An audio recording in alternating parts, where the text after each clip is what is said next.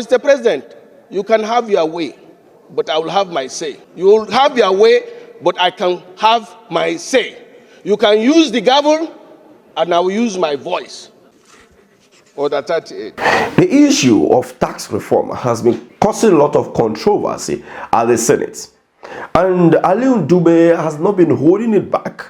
He has been at the forefront calling on the Senate President, among other senators, regarding this particular tax reform.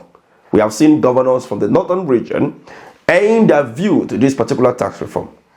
But let's take a listen to what Alie Udume said. Order 38. That is order of the business.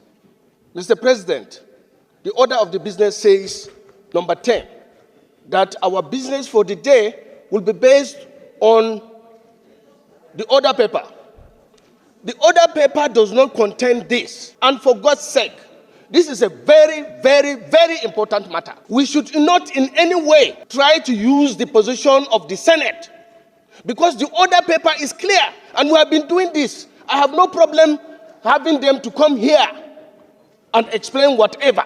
We have been doing that, but we follow known procedures. And that is, if today this thing has to be taken, you now quickly ask for supplementary order paper that will reflect this. And as you said, this is a very, very important matter.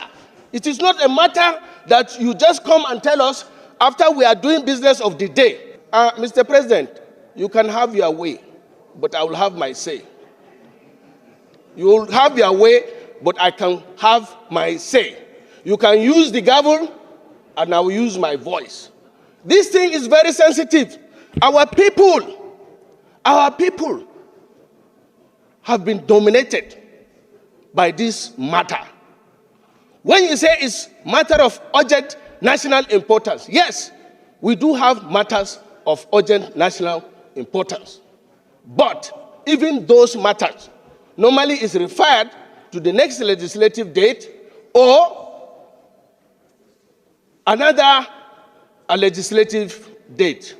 Please, I beg you in the name of God, this matter is very, very important to not only us, but Nigerians that we represent. And we swear by Bible and Holy Quran that will represent the interests of the people. These people partially have spoken. The governors, the National Economic Council, and that makes you have made your point. Now, this was more like a verbal confrontation or war, or let me say fight, between the Senate President and the Deputy Senate President, and Alie Udume. And at the point we saw Senator Ninge coming in to read some of the orders. Now, before I play the video of Rufia where he reacted, of which I believe that what Rufia said really makes a lot of sense, let me make this little bit contribution. Order is order. Making the order, following rules and regulation is the rightful thing to do. So for the senators or the Senate presidents to do this or that does not make any sense to me. But some of the sections and some of the orders that overruled other orders are things that, people with the knowledge of the National Assembly, how it runs and works in terms of the order 1 to 12 and the supplementary orders, can give better explanation. But however, Alie Udume has been advocating for Nigerians to be carried along in this tax reform. Personally, I have not studied that particular tax reform in totality, so I would rather not make any statement or contribution to that. So therefore, I will allow you to watch this video. When I've been able to study this tax reform to my own best understanding, I will make my own opinion known. But however, here is Rufia to this whole drama. You see, you cannot have an argument in the Senate, and real dramatics personnel in that argument are not made to come and enunciate their views. It is only fair to hear all sides. So I didn't support that drama by Udume yesterday. Yes, I know what he's talking about, the rule book. But for us to be able to get clarity as regards the tax matters, you should be able to allow the likes of them Oyedele to be able to come into the hall, and they will be grilled, and they'll be able to make their presentation. And maybe like he knew that their presentation was going to sway people yesterday, that's why he was, saying all of that to try to block it, but it was overruled by Barrow. And their presentation did sway a lot of people yesterday. And that's what has happened as regards this tax, what's it called, law. The 4 bills there are very clear. What are some of the components of this bill? It's going to deal a lot with corporate taxing. Yes, 15% will be taxed for profits, for corporations. But also, this tax rule is very sensitive enough to understand that business make losses. So all the minimum tax threshold that businesses are out to pay when they make losses will not be paid. And which is a welcome development, because we keep talking about the fact that government doesn't provide for a lot for businesses, and when they have problems, even in their losses, you are haggling them with all sorts of taxes. And that's a welcome development.